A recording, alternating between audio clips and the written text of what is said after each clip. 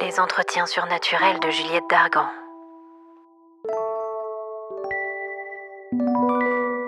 Chers amis, vous avez été nombreux à participer au jeu lancé sur mon podcast et j'ai le plaisir de vous annoncer le nom du gagnant, ou plutôt des gagnantes, puisque le sort a désigné Anne-Sophie Campos, ses filles et toute sa petite famille qui m'écoutent régulièrement et que je salue au passage.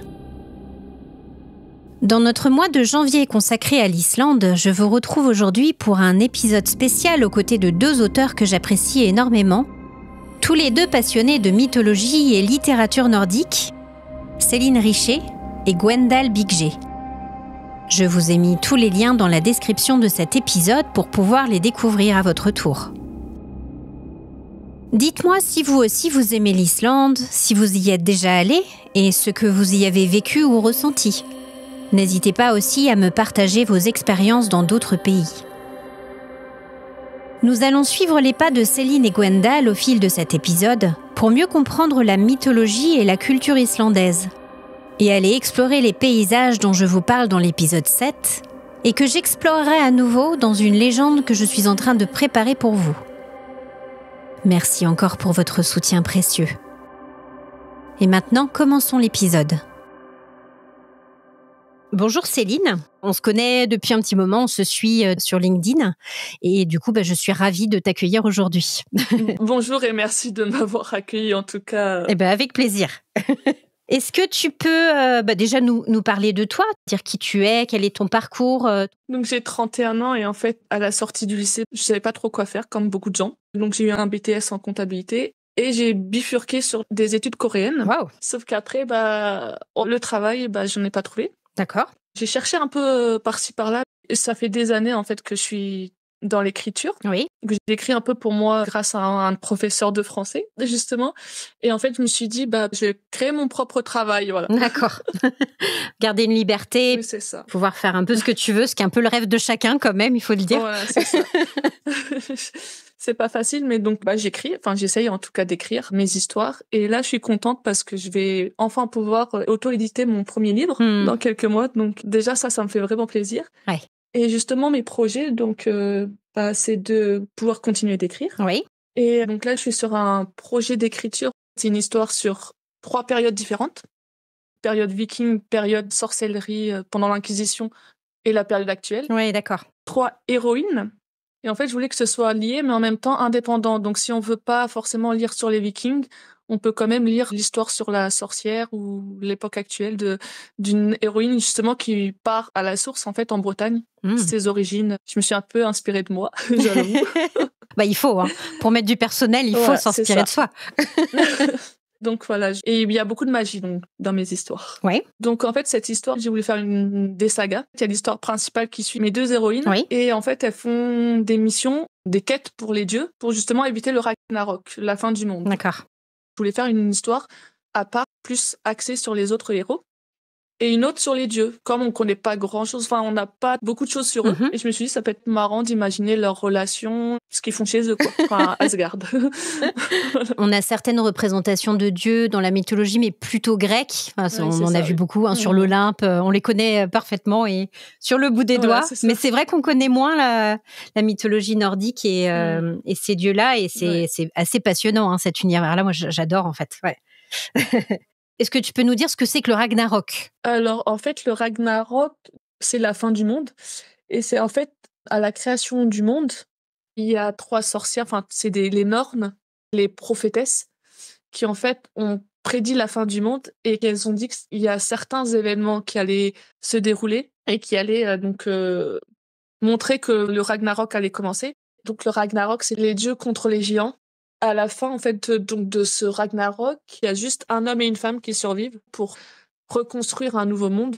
Et ça commence justement avec Fenrir, le loup qui est considéré comme dangereux et qu'on a enchaîné pratiquement dès sa naissance, qui tue Odin. Il y a aussi le serpent qui entoure le monde, qui se bat contre Thor. Il y a vraiment plein de combats. Il y a des catastrophes naturelles qui commencent à apparaître de plus en plus, etc. Et que c'est vraiment On peut résumer ça par la fin du monde. Moi, je suis pour le coup vraiment pas une spécialiste de la mythologie nordique, mais alors j'ai vu effectivement la série Ragnarok qui est passée sur Netflix. J'ai vu d'autres choses, des choses comme ça, bon, assez vulgarisées pour le coup. Est-ce que le serpent qui entoure le monde, est-ce que c'est la figure de Loki en fait, ou c'est une autre chose? Mais en fait, les trois sont les enfants de Loki et d'une géante. La déesse Hel, la déesse du royaume des morts, avec ses frères, le loup géant Fenrir et le serpent qui entoure le monde.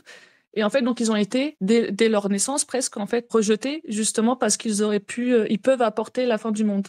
Et j'ai trouvé ça triste pour eux parce qu'ils n'ont pas encore fait quelque chose qu'on on les rejette. C'est un peu la notion de malédiction dès la naissance, quoi, en fait. Parce que ce sont les enfants de Loki, forcément, ils peuvent être dangereux, donc on va les brider. Par précaution, les chasser, voilà, c'est quoi. ça. C'est très ouvert. C'est très ouvert comme point de vue. Donc, du coup, on comprend que tu es une grande passionnée de mythologie nordique. Hein. Oui, c'est ça. Ah, oui. Du coup, comment tu es venue à cette passion? En fait, c'est venu d'où? Est-ce que ça t'a suivi depuis que t'es petite ou c'est venu par quoi? Je suis quand même très ouverte à l'apprentissage. Vraiment, j'ai toujours adoré apprendre des nouvelles choses. Dès que je vois quelque chose, enfin une série, des fois ça peut m'inspirer et vraiment, après je vais à fond dedans. Enfin, je recherche plein de choses sur la série, etc. Et donc là, en fait, c'est la série Viking. Ça m'a tout de suite donné envie de faire des recherches donc sur qui était Ragnar Lodbrok. Et de fil en aiguille, je suis partie sur les expéditions, etc. et sur la mythologie, sur la représentation des dieux. Et je peux pas expliquer en fait, mais je me sens proche des mythes nordiques, de cette culture-là, et en fait, vraiment, ça me parle. Ou dans une vie antérieure, peut-être que tu avais suivi des Vikings. Peut-être, voilà. En rigolant, je me dis que, comme j'ai des origines bretonnes et qu'il y a eu des Vikings en Bretagne, oui. peut-être qu'en fait, avec les mélanges... Tu sais qu'il y a un outil d'ailleurs, que j'ai quelqu'un dans ma famille qui l'avait testé d'analyse ADN, où ils te disent en fait un petit peu les provenances géographiques dans ton ADN, et c'était assez flagrant parce que lui il avait des origines espagnoles qu'il connaissait pas du tout en fait. Donc peut-être que si tu fais ça un jour, tu vas découvrir que tu as un pan familial caché. Non, je vais essayer. Quels seraient selon toi les éléments les plus significatifs, même en rapport avec l'histoire du pays, pour définir la mythologie islandaise? Donc en fait, il faut savoir que selon le livre de la colonisation, c'est un écrit qui décrit comment l'Islande a été découverte et colonisée.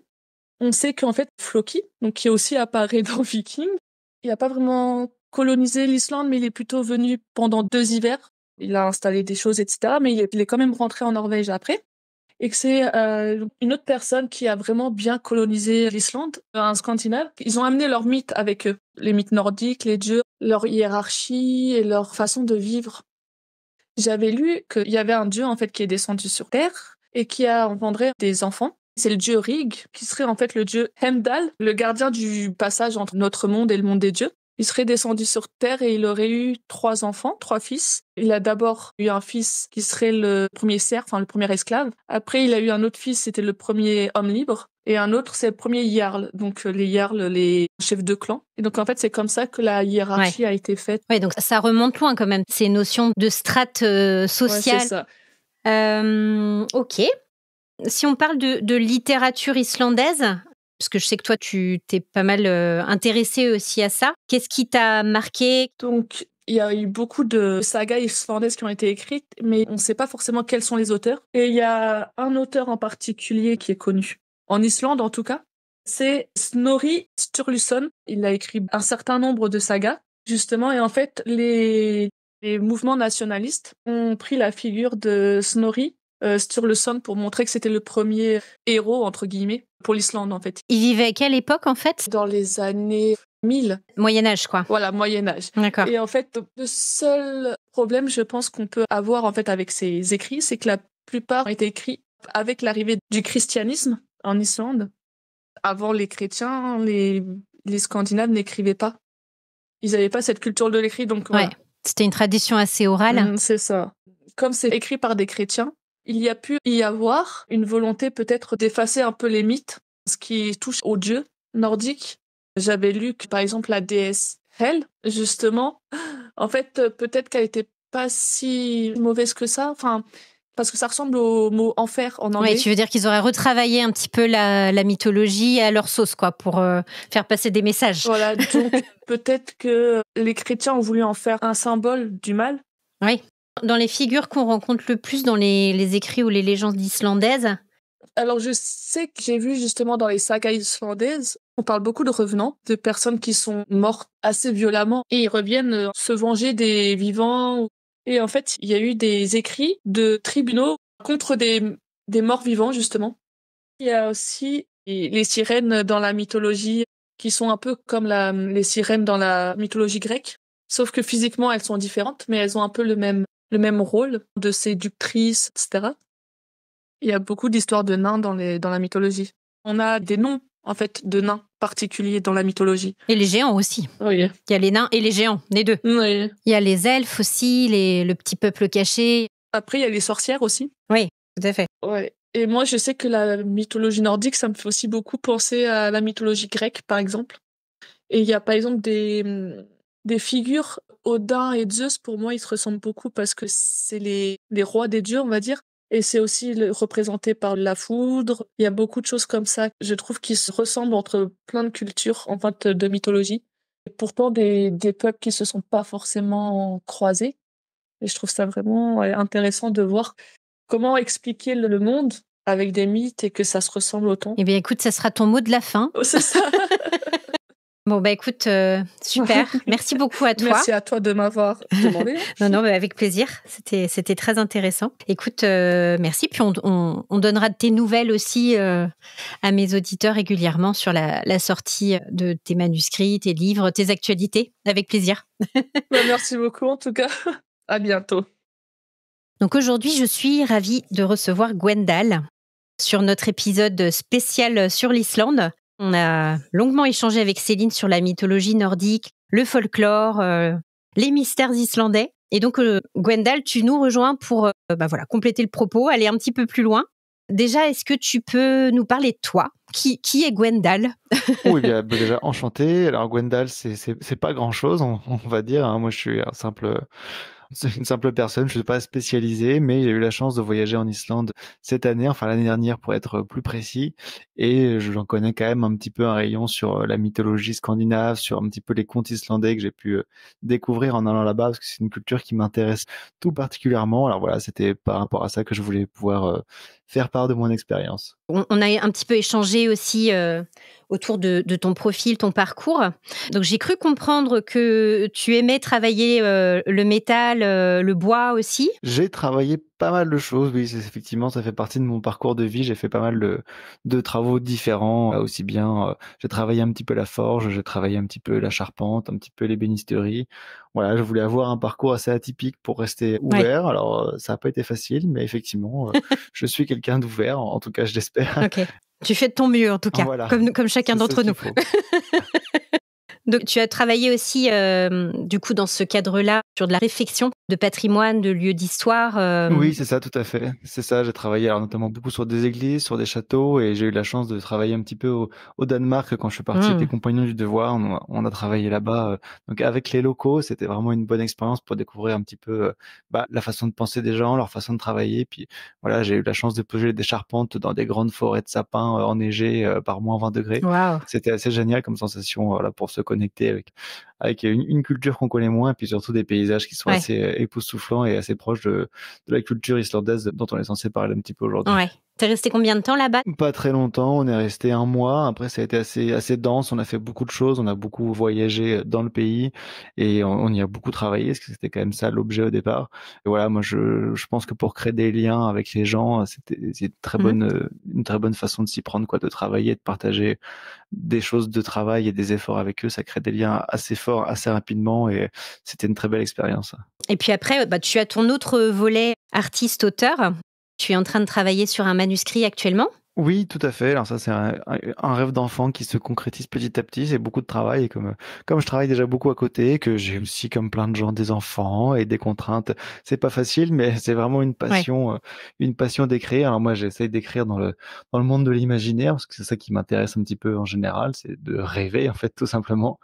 Donc là, je finalise mon 2e manuscrit, voilà, que j'espère un peu plus abouti que le premier. Je suis en pleine séquence de correction, et voilà, celui-là, je compte bien l'amener jusqu'au bout et le faire éditer. C'est beaucoup de travail, mais c'est un travail vraiment très intéressant. Donc voilà, j'essaie de le développer au maximum, mais mes talents, mes compétences d'auteur et puis tout ce qu'il faut avec pour réussir à aboutir ce projet.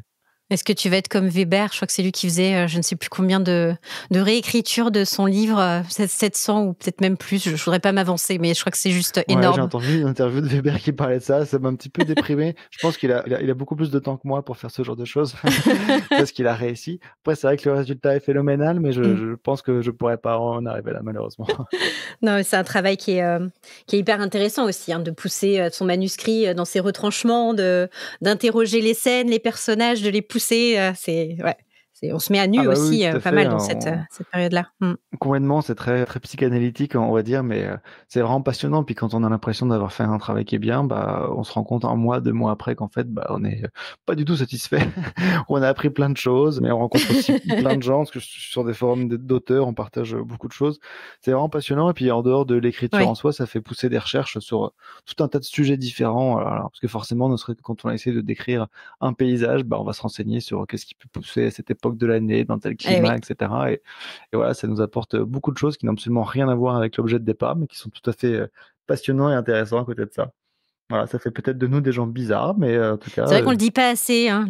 Les auteurs cherchent, les auteurs sont des grands chercheurs. oui, tout à fait, j'aimerais bien avoir un cabinet, de chercheurs historiques comme peut avoir Ken Ouais, ouais. Follett ou ce genre de grands auteurs, mais c'est pas le cas. Je fais toutes mes petites recherches avec mes petites mains, mais c'est déjà bien. OK. Alors, on va revenir à notre sujet, du coup. Déjà, est-ce que tu peux nous parler, alors on a parlé avec Céline précédemment effectivement de mythologie, de légendes, et cetera, mais est-ce que tu peux nous partager tes légendes, sagas ou ouvrages préférés par rapport à l'Islande? Alors moi, par rapport à l'Islande, bah, on va pas forcément parler des mythes, j'imagine des mythes qui sont plutôt de la culture, scandinave en général. Mmh. C'est plutôt les contes populaires un petit peu plus spécifiques à l'Islande. Oui, plutôt contes populaires, ouais. Mmh. Voilà, il y a tout un sujet qu'on appelle le Ulufolk, qui est le folklore islandais en général. Ouais. Alors, des contes populaires, moi j'avais, quand je suis parti en Islande avec moi, j'avais mon petit recueil de contes populaires qui a été traduit par, Régis Boyer. Régis Boyer, je sais pas si les gens connaissent, mais dès que vous cherchez un ouvrage qui parle de la Scandinavie ou d'un pays du Nord, bah, en général, il est forcément quelque part dedans. C'est lui qui a en tout cas à peu près tout traduit et voilà, j'ai un et plusieurs recueils de Ouais. contes populaires qui sont intéressants. Alors ça va des petits contes qui font, une demi-page à des contes un petit peu plus aboutis et là-dedans, on découvre beaucoup Mmh. de choses. Alors, il y a tout à fait des ressemblances avec nos contes, français ou alors les contes de Grimm, ce genre de choses. Mais à travers tous ces petits contes, en fait, on en apprend beaucoup sur, la culture islandaise, sur leur façon de voir, bah, la nature notamment, parce que c'est vrai que, bah, on en reparlera sans doute, mais la plupart de ces contes, ramènent quand même, au respect dû à la nature et à la place de la nature dans la culture et dans la Ouais, tout société, à fait. islandaise. C'est vrai que c'est intéressant le parallèle que tu fais avec, John Arnason. Moi, je sais que j'ai lu c'est mon préféré, hein, le recueil La géante dans la barque de pierre. J'étais assez estomaquée, en fait, en lisant, je me suis retrouvée dans Blanche-Neige, en fait. Enfin, c'était il y en a un des contes notamment, enfin, c'était assez bluffant, en fait, donc on ne sait pas, qui était l'œuf ou la poule, comme on dit, qui a commencé, qui a copié, je ne sais pas, mais Bah oui, tout à fait, parce que, ben, en relisant hier justement la géante dans la ouais. barque de pierre, alors c'est un des contes, ça m'a aussi fait penser beaucoup à l'histoire de Frérot et Mmh, Sœurette, tout à histoire fait. que je lis à mes enfants et qui reprend trait pour trait, enfin trait pour trait. Effectivement, ça se demandait qui avait commencé en premier, qui a copié sur l'autre, ou si c'est 2 histoires qui ont surgi indépendamment l'une de l'autre, ça serait encore plus bizarre, mais Bon, bon, après, je c'est comme pense ça. que, on parlait de recherche de l'auteur, je pense que c'est quelque chose d'assez universel qui traverse toutes les époques et nos amis, Perrault et autres, auteurs français de contes populaires, se sont sûrement documentés aussi et inspirés, j'imagine, hein, de choses. Après, il y avait pas autant de voyages à l'époque, hein, bien sûr, mais après voilà, c'est un peu le propre des histoires, hein, c'est que la tradition du conte était très orale et l'oral voyage. Et c'est l'intérêt, c'est que du coup, le texte s'échappe, suit des géographies différentes. Voilà, donc on ne sait pas exactement l'origine ou le chemin que l'histoire d'origine a suivi, mais c'est intéressant de voir les parallèles, effectivement. Bah oui, tout à fait. Puis en plus, c'est marrant de se rendre compte que les histoires vont toucher de la même façon, certainement des cultures qui sont complètement différentes. On reprend la même histoire et puis ça parle Oui. quand même à tout le monde. Donc après, chaque culture a ses propres contes qui sont peut-être un peu plus spécifiques, mais il y a quand même des grandes bases qui s'adressent à tout le monde. Et bah voilà, c'est quand même intéressant de se dire qu'il y a des choses qui vont toucher un peu toute l'humanité. Ouais. Et donc toi, dans ces contes Et dans le folklore islandais, qu'est-ce qui t'attire le plus en fait? C'est le côté nature, c'est le côté fantastique, c'est le... Bah, c'est un peu tout ça, parce que pour moi, c'est effectivement une sorte de fantastique, mais qui se ramène toujours à la nature. Et c'est vrai que moi, j'ai un rapport à la nature qui est assez important, que je trouve très bien. Dans ces contes, c'est une façon, une sorte de métaphore du rapport à la nature, notamment en Islande, où la nature est quand même extrêmement prépondérante. Puis quand on y est, bah voilà, il faut. Alors, je sais pas si c'est Oui, chercher à expliquer ou chercher à se rassurer ou chercher à communiquer avec la nature, mais il faut faire quelque chose. Il y a quelque chose qui se passe. Et c'est tout ce rapport-là qui m'intéresse. Et notamment, moi, ce qui m'a beaucoup mm, marqué dans les contes folkloriques islandais, alors c'est pas le cas dans tous les contes, mais souvent je trouve qu'il y a une absence de moralité. En fait, c'est juste des fois ils posent quelque chose et puis c'est à nous de nous faire notre petite compréhension du conte tout seul. Et voilà, il n'y a pas forcément des gentils, des méchants, et c'est assez cru. oui. Ça représente vraiment pour moi le rapport à la nature, le rapport que les Islandais ont avec leur environnement qui est assez dur, hein. Notamment la terre est quand même pas jojo là-bas. Elle est belle, mais elle est pas facile Oui. à vivre. Et on retrouve bien tout cet aspect dans les contes islandais. Et on s'évadait bien aussi dans le fantastique et l'imaginaire pour se sortir de son quotidien un peu sordide ou dur. Oui, c'est ça, tout à fait. Alors après, ils ont pas créé des choses qui sont forcément très agréables pour s'évader. On sent qu'ils sont restés quand même dans un état d'esprit assez, voilà, ils sont durs au mal, les Islandais, et ça se ressent. Ouais.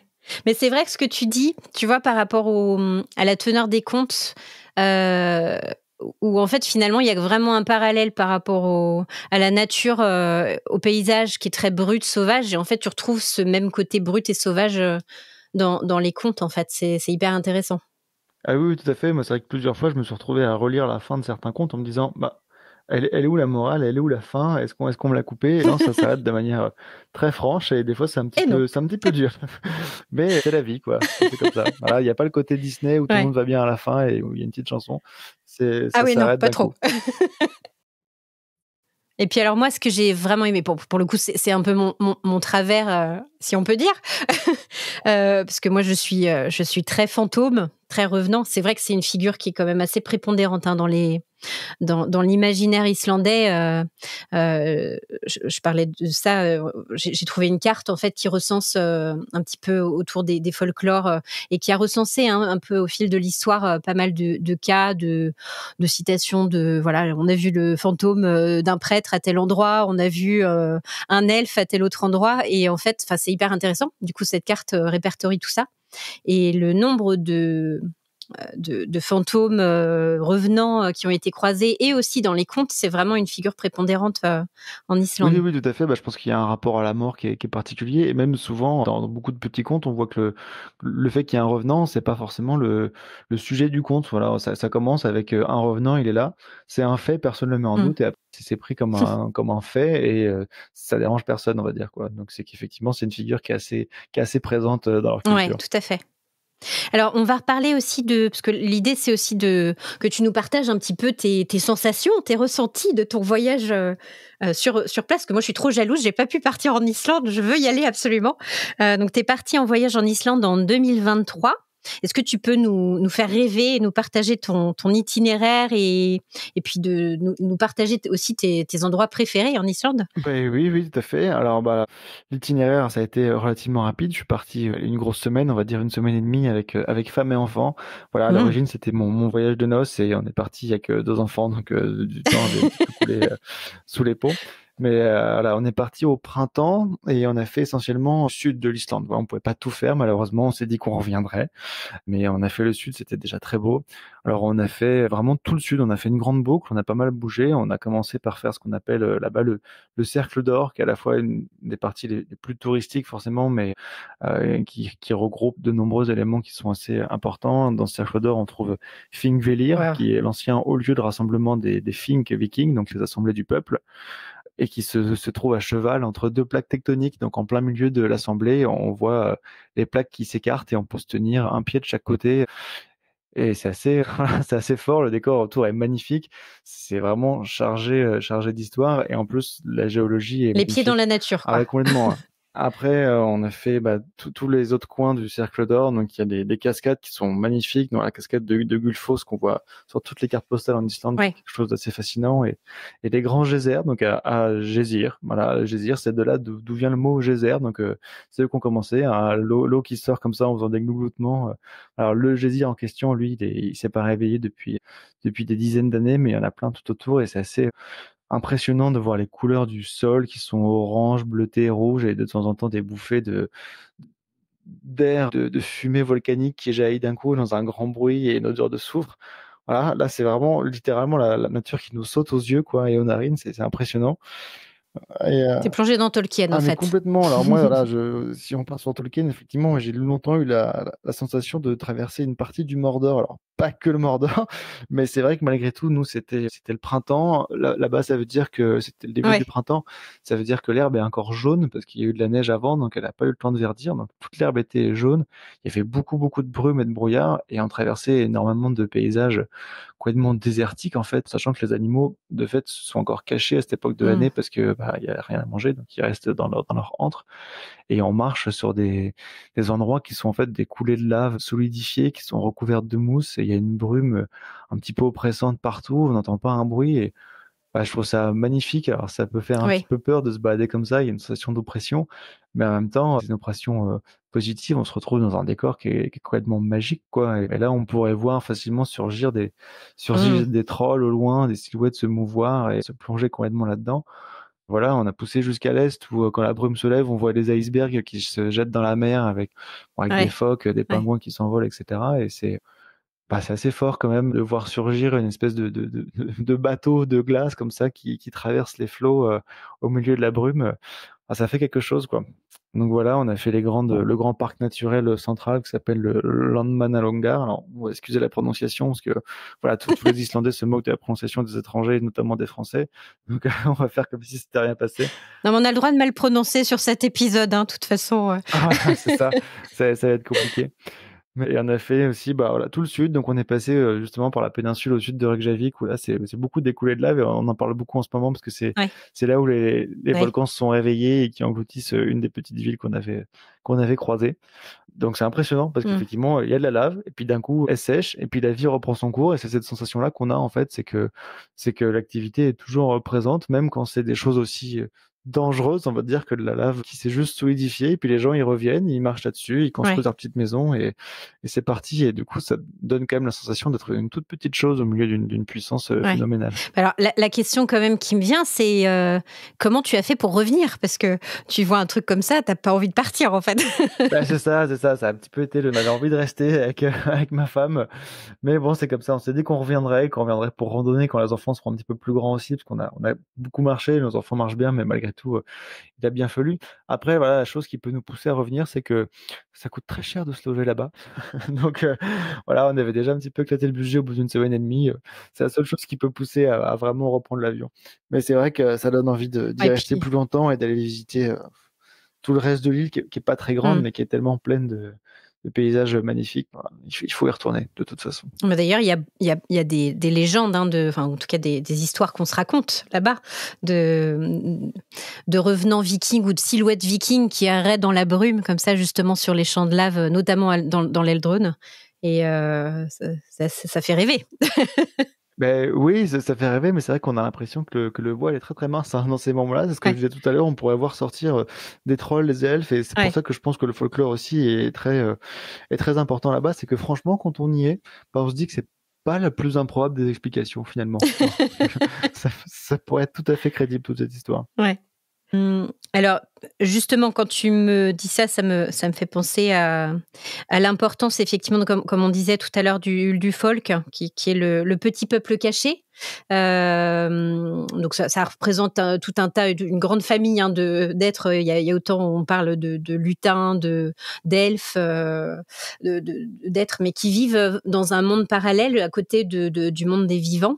Et ce qui est assez drôle, c'est que sans tomber dans le cliché, mais les Islandais sont assez respectueux de ce petit peuple caché.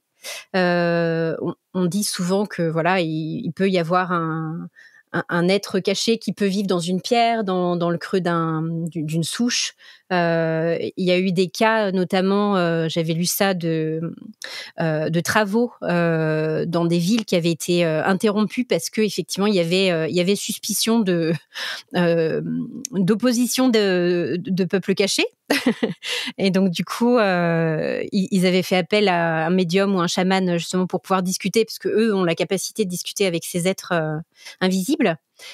Pour justement voir quelle était la meilleure solution à apporter pour continuer le chantier ou le dévier, ou voilà. Donc c'est assez intéressant, et comme tu dis effectivement, si cette frontière en fait et cette puissance de la nature au quotidien, voilà, où on ne sait pas trop où est la frontière entre le vrai, le surréel, l'irréel.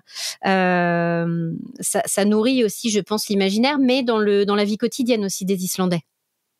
Oui, oui, tout à fait, parce qu'en plus, ces lieux sont sont très proches des Islandais, que ce soit à la campagne, mais surtout justement dans les villes, même à Reykjavik, il y a encore des endroits où il y a dans des squares ou des pierres qui sont perdues au milieu de la ville, où on considère que ce sont des lieux qui abritent des elfes, notamment en ville on retrouve beaucoup les elfes, et qu'il faut pas les déranger. Donc, alors il n'y a pas d'offrande ou quoi que ce soit qui peuvent être apportées, hein, c'est pas la mentalité, je pense que ça fait pas partie du folklore de déposer par exemple une coupelle de lait devant la porte pour les nourrir, mais par Ouais. contre il y a un certain respect, et on le retrouve en ville. Alors on voit que c'est un petit peu l'immersion de la nature au sein même du tissu urbain. Alors moi, quand j'étais en Islande, je traduisais pas les les titres des journaux islandais parce que je ne maîtrise pas la langue malheureusement, mais j'ai lu pas mal que même encore aujourd'hui, il y a très régulièrement dans les journaux, les articles de presse, des gros titres qui disent qu'effectivement, il y a tel chantier de construction qui a été interrompu, comme tu disais, parce qu'il y a sans doute une présence d'elfes, des routes qui sont déviées, et il y a même des cas, des conflits avec des maires qui ont déterré, des maires de villages, hein, qui ont déterré des pierres et qu'il faut remettre en place parce que sinon ça va attirer la malédiction des elfes sur tout le village, etc. Donc voilà, ça reste quelque chose d'assez prégnant, et je crois qu'il y a à peu près 50% des Islandais, un peu plus de 50% des Islandais qui pensent que l'existence des elfes, etc. est avérée. Alors je crois qu'il y a à peu près 25 à 30% des Islandais qui en sont convaincus à 100%, et 25 autres qui se disent que c'est très probable. Donc ça fait un peu plus de 50% de la population. Voilà. Et en sachant que dans les sondages, il y a 30% de gens qui veulent pas s'exprimer. Donc ça fait quand même, hein. Ouais. ça fait quand même une proportion qui est assez énorme, mais on comprend tout à fait, en fait, hein, quand on est sur place, qu'on peut chercher à respecter. On a envie de dire, dans le doute, on va pas faire n'importe quoi. Et en plus, effectivement, il s'avère qu'il y a quand même des cas où, avec intervention de voyants, etc., ils ont réussi à aller au bout de ce qu'ils voulaient faire en déplaçant telle partie du chantier ou en laissant telle ou telle pierre où il fallait. Donc voilà, c'est comme tout, on n'a jamais le fin mot de l'histoire, mais ça laisse planer quand même un doute que les Islandais gardent bien dans un coin de leur tête. Ouais. Alors moi, c'est marrant parce que du coup, tu vois, en préparant l'épisode, j'ai eu beaucoup de témoignages de personnes qui n'osaient pas forcément venir participer ou parler, parce que c'est pas forcément évident. Mais voilà, je me fais le relais de leurs paroles. J'ai une personne notamment qui s'appelle Odé Wild, qui m'a autorisée à la citer, qui me racontait que elle se baladait donc en Islande, un peu pareil que toi, un grand trek, les pieds dans la nature, encore une fois. Et en fait, elle était dans un lieu où effectivement, à l'intersection d'une route, et les langues locales leur avaient indiqué à elle et sa compagne que le lieu était protégé par des fées et des lutins. Et elle a pris une photo en fait dans le soir, un peu comme ce que tu racontais, hein, tu vois, sur le côté brume, le soir qui tombe. Et en fait, elle a eu un résultat, qui n'a pas duré très longtemps. C'est-à-dire qu'elle a vu la photo s'afficher avec une sorte de tache un peu étrange, et pouf, la tablette est morte. Donc, bon, dommage, on ne sait pas. Ah, mais ça fait partie des petites histoires, effectivement, qui peuvent laisser planer le doute, ou en tout cas, voilà, qui donnent envie d'y croire, parce que faut espérer qu'elle réussisse à récupérer ses photos un jour quand même, mais je pense qu'il y avait peut-être un être caché qui n'a pas apprécié d'être pris en photo sans qu'on lui demande sa permission. Bah oui, non, mais tout à fait. Mais c'est vrai qu'après, on peut vite avoir des sensations quand même assez particulières dans ces lieux-là, et voilà, on remet pas du tout en question le fait que ça puisse exister, en fait. Je pense qu'assez rapidement, on se dit, pourquoi pas finalement. Ouais. Et toi, d'ailleurs, tu as vécu des choses particulières, en fait, ou pas plus que ça? Alors, moi, c'est surtout des ressentis qui sont assez personnels, en fait. Je suis pas j'ai pas vu de forme ou quoi que ce soit, mais c'est vrai qu'on a une connexion avec, Mmh. voilà, avec tout ce qui est, on va dire, de l'autre côté du voile quand on est sur place. Alors moi, ça s'est pas traduit forcément par la vision de gens, mais plus par des sensations, intérieures où c'est ça, en fait, qui vient casser, comme des chaînes qu'on a autour du cœur, en fait, et qui viennent nous libérer, nous remettre dans un état un petit peu sauvage. On dit souvent qu'il y a que les enfants qui Mmh. peuvent, voir les êtres du peuple caché. Les enfants et les fous. Quand on est là-bas, on se retrouve assez vite, malheureusement, quand on n'est plus des enfants, à devenir, le fou. Mais, c'est assez prenant quand on est dans ces paysages avec cette sensation, d'oppression, mais positive. On a l'impression de basculer et voilà, à l'intérieur, il y a tout un chemin qui se fait dans nos têtes, en fait, où ça nous fait remettre un petit peu en question tout ce qu'on est, en fait, et tout ce qu'on sait, tout ce qu'on pense savoir sur la vie. C'est vrai que ça remet en perspective Ouais. plein de choses, en fait. On se pose la question de ce qui nous compose vraiment, et je pense que c'est ça justement, les elfes et le peuple Mmh. le peuple caché, c'est une sorte de manifestation d'une humanité, sans entrave. En fait, c'est des êtres qui Oui, sont libres, loin de toutes les contraintes, et pur. et qui sont purs, et quand on y est, on peut avoir cette sensation de passer un petit peu de leur côté, en fait. Voilà, et ça nous rappelle qu'il y a beaucoup de choses qui nous dépassent, mais qu'il y a aussi beaucoup de choses qui sont très, très grandes en nous et qu'on peut pas mettre complètement de côté. Et moi, c'est plus Mmh. cette sensation de basculement, en fait, qui m'a marqué à certains moments là-bas, qui est quand même assez fort et que j'ai pas retrouvé dans de nombreux autres endroits. Ouais, ouais. Donc un dépaysement autant par les paysages que, émotionnel et spirituel, en Ah fait. oui, tout à fait. Alors moi, le spirituel est très lié à mes ressentis en général sur la nature, et c'est vrai que là, c'est assez en peu de temps, on arrive à se connecter, voilà, de manière, très intense, quoi. Je pense qu'il faudrait, des mois et des mois de recentrage perdu dans une forêt pour en arriver, Ouais. aux sensations qu'on peut avoir en peu de temps devant des paysages et une nature qui est si profonde là-bas. Oui, et puis après, c'est compliqué aussi parce que nous, c'est vrai qu'on est dans une société très cartésienne, on croit pas à tout ça, on n'a pas le droit de l'exprimer, c'est mal vu, etc. Donc c'est vrai que ça nous plonge aussi dans ce. C'est compliqué, hein, en France en tout cas, d'exprimer ce genre de choses. Et c'est vrai que quand tu es plongé dans une culture totale où autant les paysages que les légendes sont au cœur de la vie, forcément, voilà, ça te libère des blocages éventuellement ou des façons de voir les choses ou de ressentir. Qu'on peut pas s'autoriser en France Ah bah peut-être. oui, tout à fait. Je pense qu'on a une grosse barrière culturelle. Voilà, il y a certains endroits en France. Mmh. Moi, j'ai notamment beaucoup été à Brocéliande aussi, où on peut croiser des gens qui ont plus du tout ces barrières-là. Mais il y a quelque chose comme ça. Et d'autant plus que malgré tout, il y a quand même aussi un volet touristique, voilà, qui est pas caché, mais ils mettent beaucoup en avant, ce folklore par des Mmh. marionnettes qui sont dans la rue, dans les magasins, etc.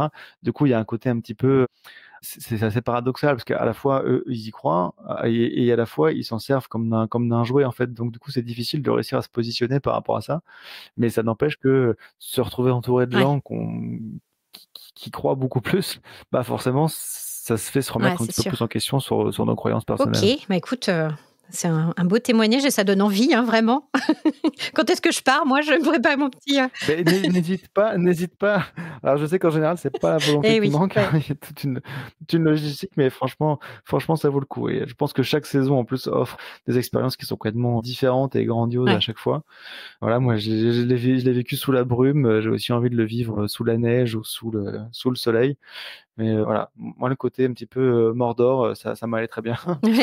Et je suis très content de l'avoir vu. Alors déjà parce qu'il y a un peu moins de touristes, et en plus parce que, voilà, ça nous connecte encore d'autant plus à la nature, je pense, Mmh. d'être plongé dans une calme un peu palpable comme ça. Mmh. Ouais, ça sera un objectif, en fait. Quand j'aurai fini mes 25 épisodes autour du monde, je ferai un tour du monde des endroits dont j'ai parlé dans mes épisodes. Je ferai un deuxième podcast Voilà, puis comme pour en ça tu parler. pourras tu pourras lancer une série comme ça. Ouais, et du coup, alors, vraiment, c'est un bonheur, hein. Merci pour ce partage, en direct et en vrai de. Merci beaucoup à toi de Et du m'avoir coup, tu invité. as prévu de repartir, dans les sphères nordiques, bientôt? Pas en Islande, mais peut-être dans Oui, un autre pays?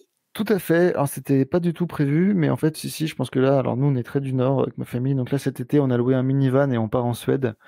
Donc on va Waouh! découvrir la Suède, sous le soleil, j'imagine, et justement en minivan, moi c'est voilà, ça permet de voyager Ouais. beaucoup et d'être justement, j'aime bien être dehors, donc ça s'y prête, très, très bien.